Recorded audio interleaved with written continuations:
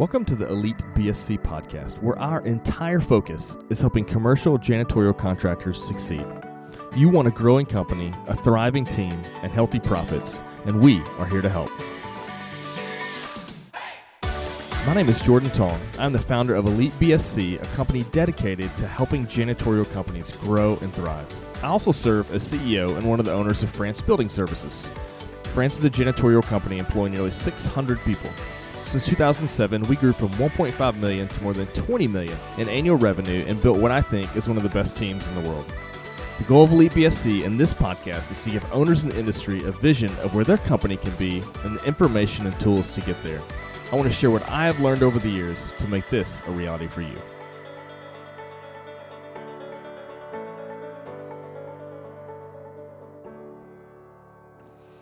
Hey, it's Jordan here with Elite BSC Podcast. So in our show today, we're going to talk about something related to leadership in general, but in particular in our industry, because I think it matters even more so in our industry than in many others. And it's the idea of humility, and that leaders need to possess the trait, the quality of humility. And it strikes some people as odd, perhaps, and we'll maybe get into that a little bit, but it's certainly counter to what we often traditionally associate with leadership. We think of charisma and boldness and oftentimes running over people to get things done. So, and I think this topic is important because as you think about your company, your cleaning company, there's a very real sense in where our company rises and falls on the leadership that is in place within the organization. So that would certainly include the owners and maybe the senior leaders, depending on how big your company is. And also really all the way down to, frontline managers. So those would be, in many ways, the formal leadership within your company. And to the degree that leadership executes well and leads well, the company will flourish in many ways, all other things being equal. And to the degree that leadership is poor and doesn't do their job well, doesn't execute well, doesn't lead well, to that degree the company is going to suffer. And, as we look at ourselves individually, even as owners in the industry or leaders in the industry, our reputation or our legacy will hinge upon how well we led and what sort of deficiencies did we have and how glaring were those and et cetera. And so, the topic of leadership is something as I get older, I continue to find more and more important and something worth thinking about and pondering about, and particularly myself as a leader and as a man, like wanting to shape myself and make sure that my legacy is one that is a good one. So let's maybe start here. As you think about leaders, it's helpful to contrast. So we're going to talk about humility in leadership, and in particular, we're going to use three different individuals who are in many ways all competent to speak on this: Jim Collins, Patrick Lencioni, and Jesus. And in many ways, they all say sort of the same thing. And in the case of Jesus, models the same thing as the other two. So, but before we go there, let's look at just briefly an example of when we talk about leadership, what does bad leadership look like? So, we can all think about people that we have worked for, or people that are in leadership positions that are able to observe, maybe a president or a governor or some political figure, and we can see that there are various types of bad leaders. So the first one, probably the most obvious kind, is like a tyrant. So we can think of harsh dictators, in the political sphere. Think of these these fascist or communist countries with really harsh leaders that rule and really strike terror in the people. But then, down to the company level, you can have tyrants of sorts. The leader who is unpredictable, who is easily angered or, You never know where he's going to go. You never know where his emotional state is going to be. And he sort of runs the place like he's the king and this is his kingdom and everyone must do his bidding. Nobody wants to work for someone like that. But some other types of bad leadership would be, I think, micromanagers would be one of those. So people who try to control everything in the organization. Usually there's some insecurity involved in that, and really it's just poor leadership at the end of the day. But nobody wants to work for someone like that. Another type of bad leader is the leader who's a know-it-all. So it's very hard to trust and to feel confident in someone, and really to willingly want to follow them who is completely blind to the fact that they don't know everything. And when they think that their opinions are always right, and there's no room for anybody speaking into them, and there's just this air of pretension that just repels people. And I don't want to be around someone like that, much less work for someone like that or follow someone like that. And the last type of bad leader, as I was thinking through this before I started recording here, is another type of bad leader would be someone who's arrogant. And that relates to at least a couple of other ones. The tyrant and the know-it-all all are going to have some arrogance in there. But you think about people who are arrogant, and by arrogant, I mean thinking too highly of themselves, thinking of themselves as better than other people, really thinking of themselves a lot, looking down their nose at other people perhaps. Those people are unbelievably repulsive to be around. And, and as leaders, we always have to be on guard for that, because with money and power and, status, etc., that can become a temptation and a blind spot you didn't realize. But we need to be really on guard for that, because it's certainly not conducive to good leadership. So that'd be in the negative column, as we look at leadership that is bad. That's the stuff we're going to put in the negative column there. But now let's flip over and look at what good leadership looks like. And in particular, I want to hone in on the idea of humility as a trait that a leader needs to have. Certainly, leaders need to have lots of traits. They need to have certain skill sets. They need to have a certain frame of mind. They need to have certain qualities about them. And they need to grow in those qualities over time. But the one I want to hone in on here is humility, and why I think it's critical, and in particular for our industry. And the reason why I think our industry is a little bit different is that the primary service that we offer in our industry is cleaning. And when you ask someone, just broadly, if you polled the average person and you would say, hey, what's the lowest job on the totem pole? Very, very often it's the janitor. Because they're basically, after everything else has been done, they're cleaning up everybody's mess. And it is, in some ways, a humbling job. Like, it is not sexy. It is not glamorous. And we're asking people to clean up other people's mess, clean up other people's, urine, clean up the things, their trash. It's a humbling job. Now, it is valuable, and it is a noble job and a good job. But it is, from the eyes of society, it is a lower or perhaps near the bottom on the totem pole. And so in order to lead a workforce of people to go out and do that kind of work and do it with gusto, to do it with pride and knowing that it's valuable, you have to embody what it takes to do that, which is most definitely humility. So let's look at the three figures I want to talk about: Patrick Lencioni, Jim Collins, and Jesus. We'll run through these pretty quick, but Patrick Lencioni, and I just want to, these are three people that have, two of them have had influence in the business world, particularly in the last, 20, 30 years. And then Jesus, obviously, is a figure who transcends, the last 2,000 years of history. And so Lencioni has written a book. He's written a bunch of books, but one in particular that I have in mind is called The Ideal Team Player. And he talks about there's three qualities that, in his study and his observation and coaching, consulting with companies, three character traits in a team member that you want. And they are humble, hungry, and smart. And so in sort of a counterintuitive fashion, you can see like hungry or ambitious and smart. I think Lencioni means, emotional intelligence and people smarts and that sort of thing. And you can see how those fit in, but the humble one is a little bit surprising, I think. And when you're thinking about success and you're trying to label what does success look like and who's the kind of person that's successful and that you want on your team, et cetera.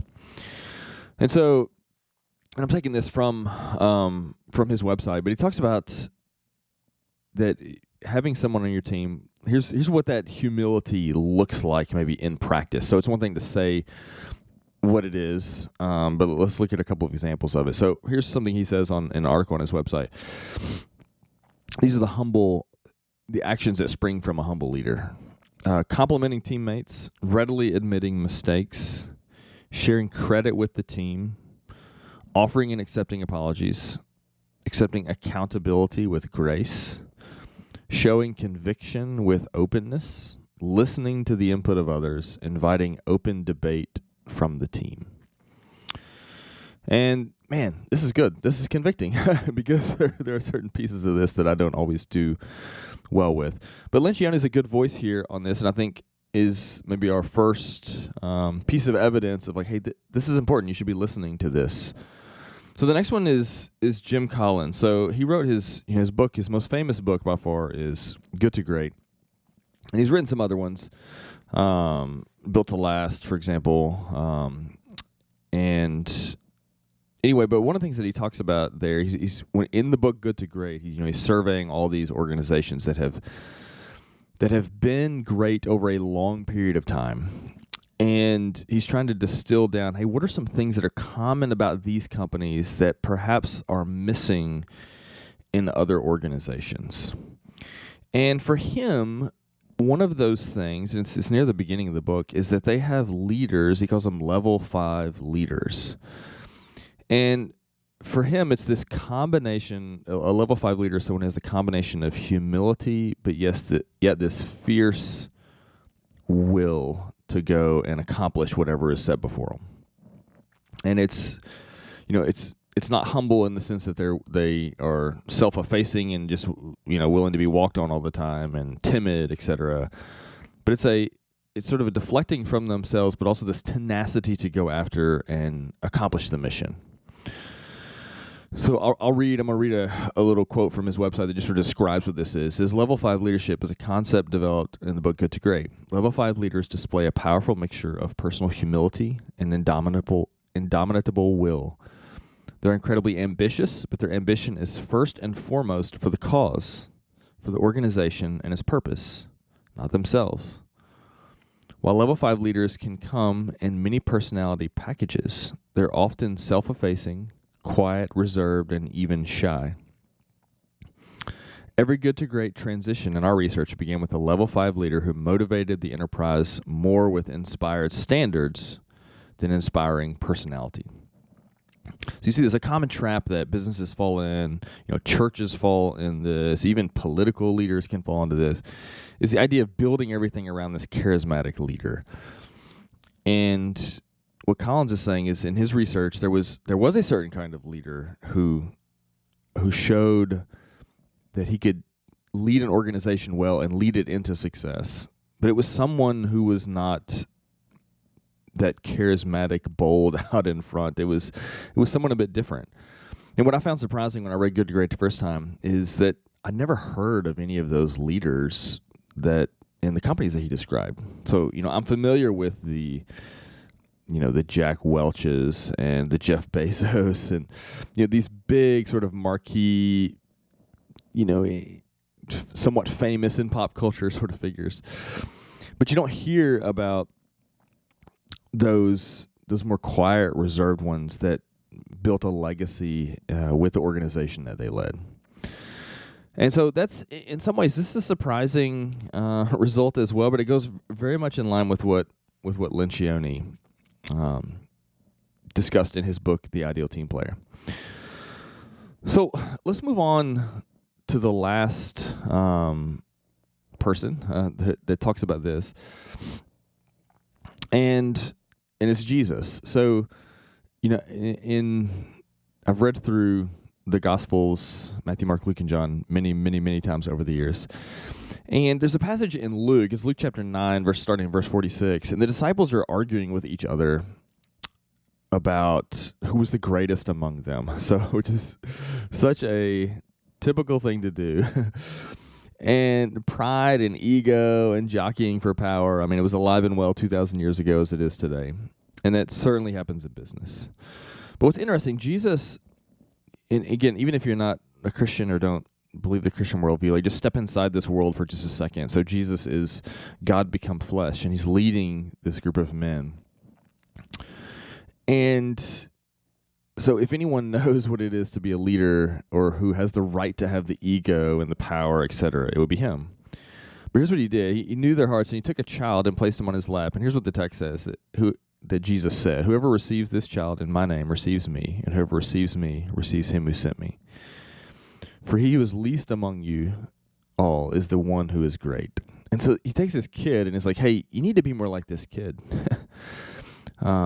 And not like you guys are being, because whoever's least among you will be great.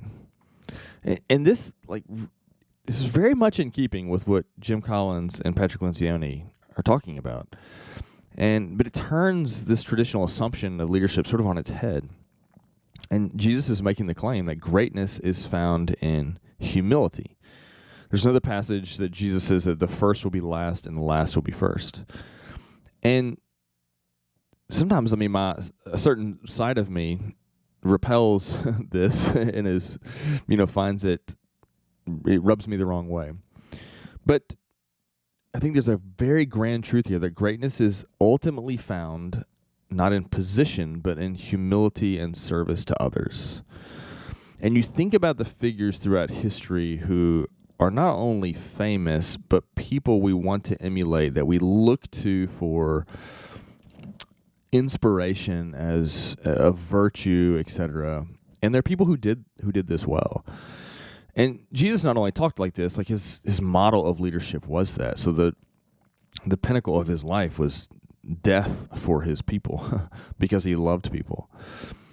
And yet he had this fierce resolve, and you as you read the Gospels, you sort of get that. You get this humility, this quietness about him, but also this fierce resolve that is a bit intimidating as well. And it culminates in his death on the cross and then ultimately his resurrection.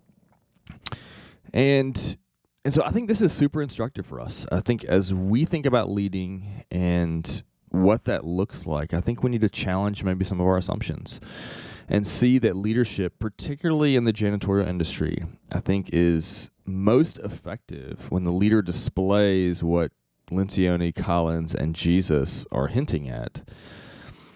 That a humble leader who is for the mission, who is ambitious for the cause and for the people, that's the kind of leader people want to follow. That's the kind of leader that will lead a company into results. So I hope this is helpful. And if you want some more, I got a handful of resources on the website about this. There's an article that I wrote. It says, "What does Jesus, Jim Collins, and Patrick Lencioni understand about janitorial leadership?" You can check that out at elitebsc.com. And the book's Good to Great, Ideal Team Player, the Gospels, Matthew, Mark, Luke, and John, I think can give us a crash course in what good leadership looks like. So go out and lead well, be humble in that leadership, go after it, lead your companies well. We'll see you next time. If you found the information in this podcast helpful, please like and subscribe on whatever podcast platform that you're using. If you would like more resources or help to grow your cleaning company, head over to elitebsc.com. We have loads of articles, videos, free tools, coaching options, and a lot more. If your company is greater than $500K in revenue and you want to take your learning experience to the next level, check out our mastermind group. You can learn more about that at elitebsc.com/mastermind.